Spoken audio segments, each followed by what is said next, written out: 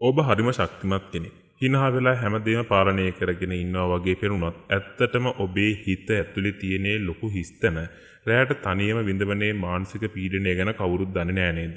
කන්‍යා ලග්න හිමියෙක් විදියට ඔබ කියන්නේ අනුන්ගේ ප්‍රශ්න විසඳන්න උපන් හපන්කම් තියෙන කෙනෙක්. හැමෝම තමන්ගේ ප්‍රශ්න අරගෙන එන්නේ ඔබ ළඟට. ඔබේ හැමෝටම උදව් කරනවා, මඟ පෙන්වනවා. හැබැයි දවස අවසානයේ ඔබ දෙස බලන්න ඔබ වෙනුවෙන් පෙනී ඉන්න කවුරුත් නැති බව ඔබට දැනෙනවා. විශේෂයෙන්ම මේ කාලයේ මෙච්චර මහන්සියලත් ඇයි මට හරියන්නේ නැත්තේ? ඇයි මගේ අතේ සැලේ රැඳෙන්නේ නැත්තේ? මෙන්න මේ ප්‍රශ්නය ඔබ ලොකුවට පීඩනයටපත් කරනවා. අද මම කියන්න යන්නේ කන්‍යා ලග්න හිමියන් වන ඔබ තුල සැඟවිලා තියෙන තවමත් අවදි නො වූ ඒ මහා පුණ්‍ය ශක්තිය මතු කරගෙන ධන වාසනාව උදා කරගන්නේ කොහොමද කියන රහසයි.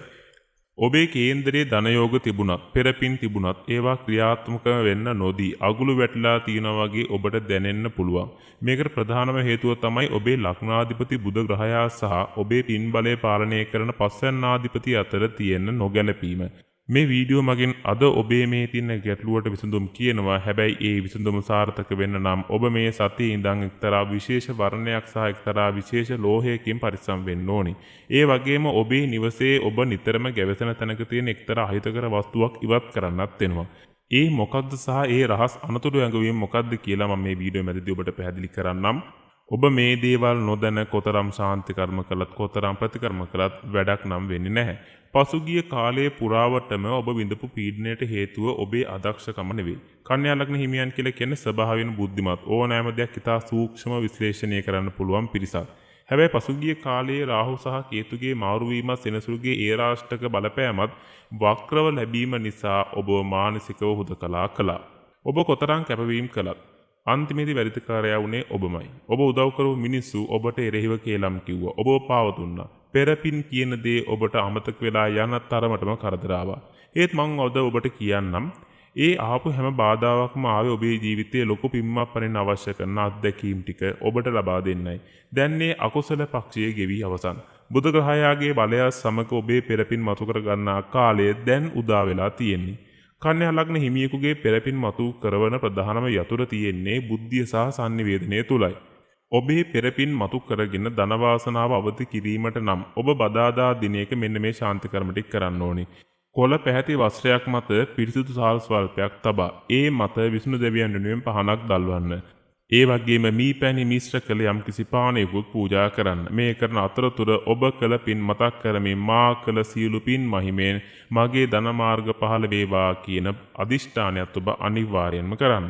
කන්‍යා ලග්න හිමියන් බොහෝ වෙලාවට අනවශ්‍ය දේවල් පරිපූර්ණත්වයට යන්න උත්සාහ කරලා මානසිකව හෙම්බත් වෙනවා. අද සිට පුරුදු වෙන්න සෑම උදෑසනකම අවදි වූ ගමන් විනාඩි 5ක් නිහඬ විඳලා කොළ පාට පැලයකට වතුර දමන්න.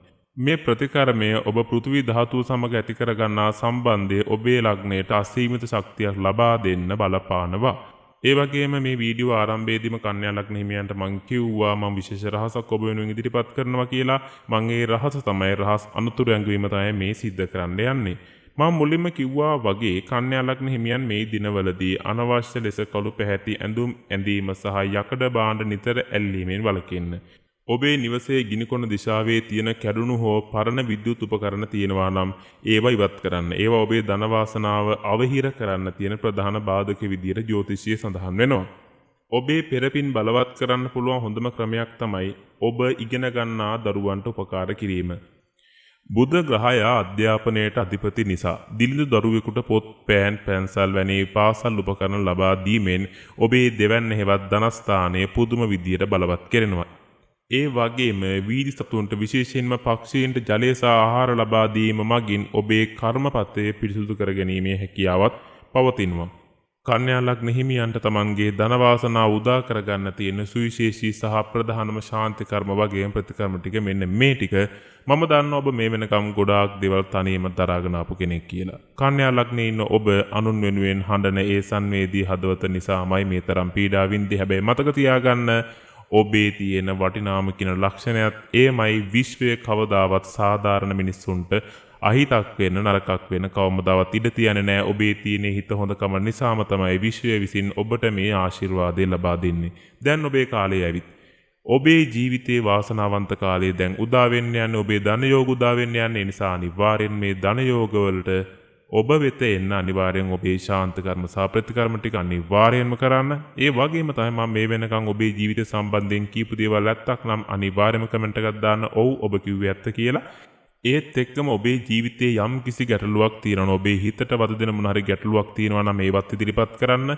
මම ඔබ වෙනුවෙන් ජ්‍යොතිෂ ශාස්ත්‍රයට අනුව, විශේෂම වෛදික ජ්‍යොතිෂ ශාස්ත්‍රයට අනුව ඔබ කරන්න ඕනි දේවල් මොනවද, ශාන්ති කර්ම සහ ප්‍රතිකර්ම ආදී ඔබ වෙනුවෙන් ඉදිරිපත් කරන්නම්. ඔබේ ජීවිතයේ හෙට දවසේ ජයග්‍රහණ වෙනුවෙන් අපි ඔබට උදව් කරනවා. ඒ නිසා කිසිම වෙලාවක ඔබ හිතන්න එපා ඔබ තනි වෙලා ඉන්නේ, මට කවුරුත් නැහැ, මේ දේවල් මම කොහොමද කරගන්නේ කියලා හිතන්න එපා. අනිවාර්යයෙන්ම ඔබේ ජීවිතයේ ජයග්‍රහණ උදෙසා අපි අනිවාර්යයෙන්ම මඟ පෙන්වන නිසා ඔබේ තියෙන ඕනෑම ගැටලුවක් අනිවාර්යයෙන්ම කමෙන්ට් එකක් විදිහට අපිට යොමු කරන්න. අපි ඔබ වෙනුවෙන් ඒ අවශ්‍ය කරන සීලම දේවල් ඔබට ලබා දෙන්නම්. ඒ වගේම මම විශේෂයෙන් මතක් කරන්න ඔබ දාන ඕනෑම කමෙන්ට් එකක් මම අනිවාර්යයෙන්ම කියවනවා. මම පෞද්ගලිකව මේ දේවල් කියවන නිසා ඒක නේ කිසිම වෙලාවක සැකයක් බයක් තියාගන්න එපා.